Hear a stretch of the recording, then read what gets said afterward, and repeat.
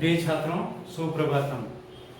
आज हम अपनी पाठ्य पुस्तक सेमोसी के दूसरे पाठ से प्रारंभ कर रहे हैं। इससे पूर्व के जितने भी वीडियो हमने देखे तो उसमें हमने व्याकरण का अध्ययन किया था। आज से हम दूसरा पाठ पढ़ रहे हैं, सेमोसी का दूसरा पाठ, स्वर्णकाक। स्वर्णकाक एक कहानी है जो कि विश्व कथा शतकम से दी गई है। तो प्रथम जो यहाँ से लेकर प्रस्तुतो अयम पाठ, यहाँ से लेकर वर्णितो अस्ति, ये पाठ का परिचय है। तो आप इसका सर्वप्रथम अनुवाद नहीं करें, बाकी के गद्यांशों का आपको अनुवाद करना है। प्रस्तुतः अयम पाठः श्री पद्म शास्त्रिणा विरचितं विश्व कथा शतकम इति कथा संग्रह ग्रहीतो। प्रस्तुत यह पाठ श्री पद्म शास्त्री के द्वारा रचित विश्व कथा शतकम नामक जो कथा ग्रंथ है उससे ग्रहीत अस्ति, लिया गया है। अत्र विविध राष्ट्रेषु व्याप्तानां शतम लोक कथानां वर्णनम विद्यते। यहाँ पर यानी यहाँ इस विश्व कथा नामक संग्रह में विविध राष्ट्रेषु व्याप्तानां, विविध राष्ट्रों में, देश विदेश में व्याप्त 100 लोक कथाओं का वर्णन किया गया है। ऐसा कथा वर्म म्यांमार देशस्य श्रेष्ठा लोक कथा अस्ति। यह जो कथा है बर्मा, वर्म इति बर्मा नामक जो देश है जिसका अभी नाम है म्यांमार, इस देश की ये श्रेष्ठ लोक कथा है। अशा कथायाम लोभस्य दुष्परिणाम, इस कथा में लोभ करने का यानी लालच करने का दुष्परिणाम, तथा च और त्यागस्य सुपरिणाम, और त्याग का सुपरिणाम यानी परोपकार, दूसरे का हित करें, आपके कार्य अपने आप अच्छे होते जाएंगे। तो इस त्याग का सुपरिणाम स्वर्ण पक्ष काक माध्यम, सोने के पंखों वाले कौवे के माध्यम से वर्णित किया गया है। इन कथाओं में पशु पक्षियों को मानवीय भाषाओं में बोलता बताया गया है। जैसे आप हितोपदेश में देखते हैं, जैसे आप पंचतंत्र की कथाओं में देखते हैं, तो पशु पक्षियों को मानवीय भाषाओं में बोलते हुए बताया गया है। इसके माध्यम से आप बच्चों को अच्छी तरीके से शिक्षा प्राप्त होती है। अब पाठ का प्रारंभ हो रहा है, यहाँ से पाठ का प्रारंभ। मैं कहीं कहीं पर आपको व्याकरण ज्ञान की टिप्पणी भी बताता जाऊंगा, तो आप व्याकरण ज्ञान टिप्पणी भी लिखें। पूरा कस्मिंश्चित् ग्रामे एका निर्धना वृद्धा स्त्री न्यवसत। पूरा यानी पहले, कस्मिंश्चित् ग्राम में, किसी एक गांव में, एका निर्धना वृद्धा, एक निर्धन वृद्धा स्त्री न्यवसत, एक वृद्धा स्त्री निवास करती थी। तस्या च एका दुहिता विनम्रा मनोहरा च आसीत्। तस्या उसकी, च एका दुहिता एक पुत्री, विनम्र और मनोहर स्वभाव वाली थी। यहाँ पर जैसे चासी शब्द है तो इसका आप संधि विच्छेद लिख सकते हैं, च प्लस आसीत्। यहाँ पर दीर्घ संधि होती है, चासीत् इति दीर्घ संधि। इसी तरीके से न्यवसत शब्द है तो नि प्लस अवसत, यहाँ पर आपके यण संधि होगी। इस प्रकार आप संधि विच्छेद करते हैं। पहले किसी एक गांव में एक निर्धन वृद्ध स्त्री रहती थी। वहां पर तस्या च एका, और उसी की एक पुत्री विनम्र और मनोहर स्वभाव वाली थी। एकदा माता स्थाल्याम तंडुलान निक्षिप्य, एक बार माता ने थाली में, किसी चौड़ी थाली में तंडुलान निक्षिप्य, चावलों को रख करके, तो यहाँ पर जैसे निक्षिप्य शब्द आया तो इसको आप विच्छेद करोगे तो नि उपसर्ग है, फिर क्षिप्त धातु है और ल्यप प्रत्यय।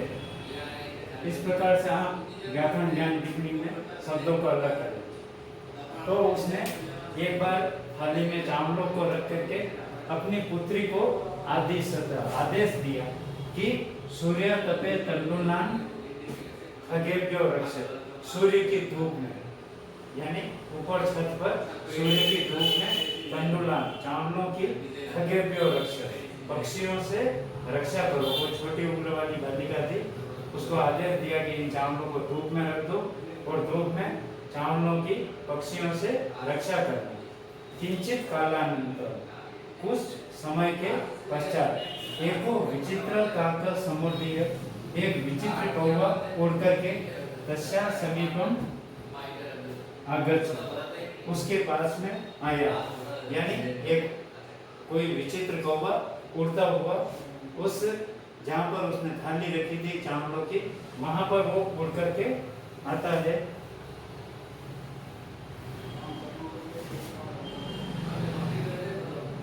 नेता दृश्य स्वर्ण पक्ष रजतचंचु स्वर्ण काकस्य तया पूर्वम दृष्ट। अब जैसे यहाँ पर नेता दृश्य लिखा हुआ है तो इसका हिंदी विषय पहले कर लो ताकि आपको समझ में आ जाए। न प्लस एतादृश। अब इस न को रहने दें और एतादृश से प्रारंभ करें। एतादृश स्वर्ण पक्ष इस प्रकार का एतादृश इति इस प्रकार का स्वर्ण पक्ष रजत चंचु सोने के पंखों वाला चांदी की चोंच वाला स्वर्ण काकः सोने का कौवा तया पूर्वम न दृष्ट उसके द्वारा पहले कभी नहीं देखा गया। यहाँ का जो न था वो यहाँ पर आ जाएगा। स्वर्ण काकः तया पूर्वम न दृष्ट ऐसा सोने का कौवा उसने पहले कभी नहीं देखा था।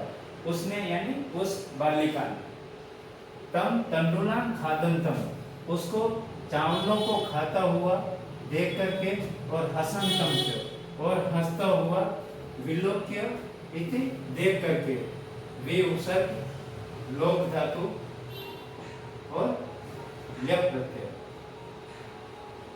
विलोक्य यानी देख करके बालिका रोदितुम आरब्धा बालिका ने रोना आरंभ कर दिया क्योंकि सोने के पंखों वाला चांदी की चोंच वाला पूरा सोने का कौवा इस प्रकार का कौवा ऐसे उस छोटी बालिका ने पहले कभी नहीं देखा था। और वो चावलों को खा रहा था तो खाते हुए हंस भी रहा था तो उसको हंसता हुआ और चावलों को खाता हुआ देख करके उस बालिका ने रोना प्रारंभ किया। तब निवारयन्ति सा प्रार्थ्य उसको दूर हटाती हुई वह प्रार्थना करती है तंडुलान मां भक्षय चावलों का भक्षण मत करो इन चावलों को मत खाओ। मदीया माता अति निर्धना वर्तते मेरी माता बहुत ही निर्धन है गरीब है।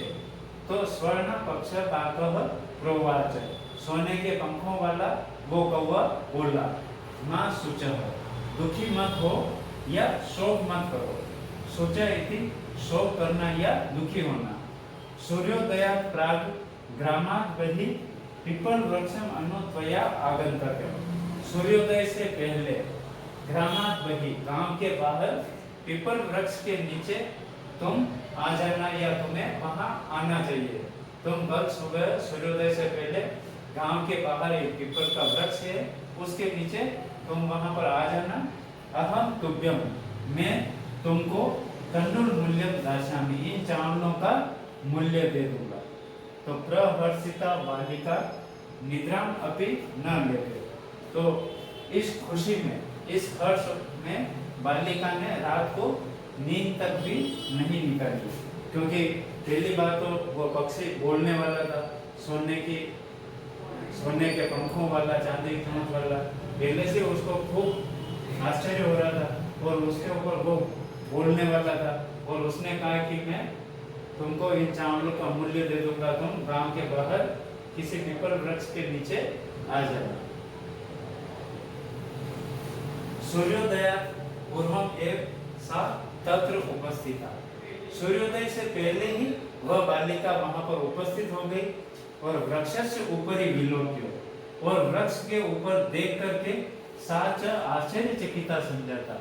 वो जैसे उसने वृक्ष के ऊपर देखा तो वो और भी ज्यादा आश्चर्यचकित हो गई।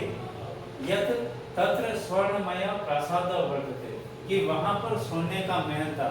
उस कौवे का जो निवास स्थान था वो बिल्कुल सोने का महल बना हुआ था। यदा काक सहित्वा प्रबुद्ध जैसे ही कौवा सो करके वापस जागा। यहाँ पर जैसे सहित्वा लिखा हुआ है तो सहित्वा का सी प्लस त्वा प्रत्यय सहित्वा इति सो करके प्रबुद्ध इति जागा। जब कौवा सो करके पुनः जागा, तदा तेन स्वर्ण गवाक्षात कथितम, तब उसने उस सोने के महल की खिड़की से बाहर जा करके देखा और कथितम, कथितम यानी कहा, कहो बाले, अरे बालिका, त्वम आगता, अरे तुम आ गई, तिष्ठ, रुको, अहम त्वत्कृते सोपानम अवतारयामि, मैं तुम्हारे लिए सीढ़ी उतारता हूँ, ऊपर महल में आने के लिए मैं तुम्हारे लिए सीढ़ी उतारता हूँ। तत्कथय, तब तो कहिए, स्वर्णमयम रजतमयम ताम्रमयम वा, तब तो कहो मैं तुम्हारे लिए सोने की सीढ़ी उतारूं, स्वर्णमयम यानी सोने की सीढ़ी, रजतमयम यानी चांदी की सीढ़ी, और ताम्रमयम यानी तांबे की सीढ़ी, तो मैं तुम्हारे लिए कौन सी सीढ़ी उतारूं। तो कन्या अवदत, कन्या बोली, वो कन्या ने वापस जवाब दिया, अहम निर्धन मातु दुहिता अस्मि, मैं तो एक गरीब माता की बेटी हूँ, ताम्र सोपाने ए आगमिष्यामि, मैं तो तांबे की सीढ़ी से ही ऊपर आ जाऊंगी। परम स्वर्ण सोपाने सा स्वर्णमयम भवनम आरोहत, पर उस कौवे ने सोने की सीढ़ी उसके लिए उतारी और वो सोने की सीढ़ी से ही उस स्वर्ण भवन तक पहुंचे।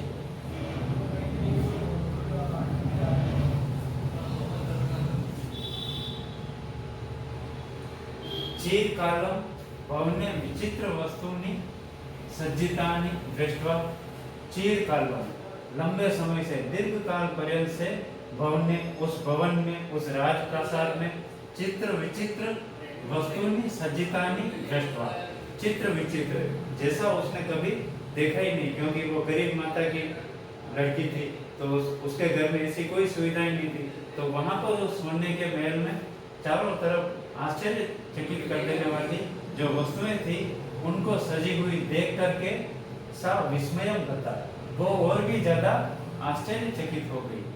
श्रांताम ताम विलोक्य, थकी हुई उस बालिका को देख करके काकः अवदत्, वो कौवा बोला, पूर्वम लघु प्रातरासः क्रियताम, पहले तो तुम कुछ नाश्ता कर लो। लघु प्रातरासम, प्रातरासम का अर्थ होता है नाश्ता करना, सुबह का नाश्ता, तो पहले तो तुम नाश्ता कर लो।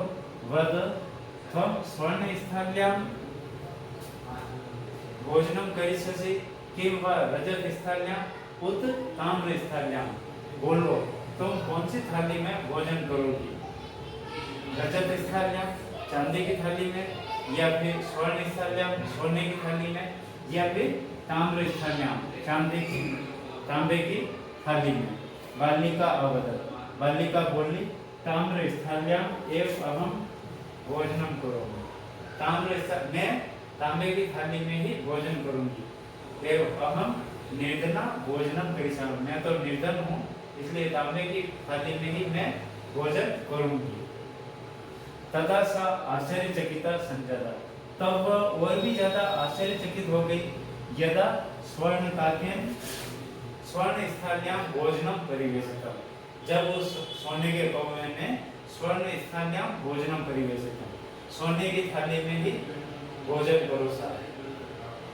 न एतादृशम स्वादु भोजनम, इस प्रकार का स्वादिष्ट भोजनम अद्यावधि बालिका न खादित होती, आज तक, आज से पहले उसने कभी भी ऐसा स्वादिष्ट भोजन नहीं किया था। यहाँ पर जैसे खादित होती शब्द आया, तो खाद धातु है, तवतु प्रत्यय है, और स्त्रीलिंग का स्वरूप। इस प्रकार का स्वादिष्ट भोजन उस बालिका ने आज से पहले कभी नहीं खाया। काकः अवदत्, कौवा बोला बालिके, हे बालिका, अहम इच्छामि, मैं चाहता हूँ, यत् त्वं सर्वदा अत्रैव तिष्ठ, कि तुम सदैव यहीं पर रहो। अत्रैव तिष्ठ, परम तव माता तो एकाकिनी वर्तते, किंतु तुम्हारी माता घर पर अकेली है। अतः तुम शीघ्र स्वगृहं गच्छ, इसलिए तुम शीघ्र ही अपने घर को चले जाओ। यहाँ पर इस पाठ को हम 4 गद्यांश तक ही आज अनुवादित करेंगे। इन पढ़ाए हुए गद्यांशों का आप सप्रसंग अनुवाद कीजिए। आपको PDF फाइल के माध्यम से आपकी सहायता के लिए 2 पेज दिए जा रहे हैं और इसका अगला भाग हम अगले वीडियो में पढ़ेंगे और उसी में हम अभ्यास प्रश्न भी करेंगे। धन्यवाद।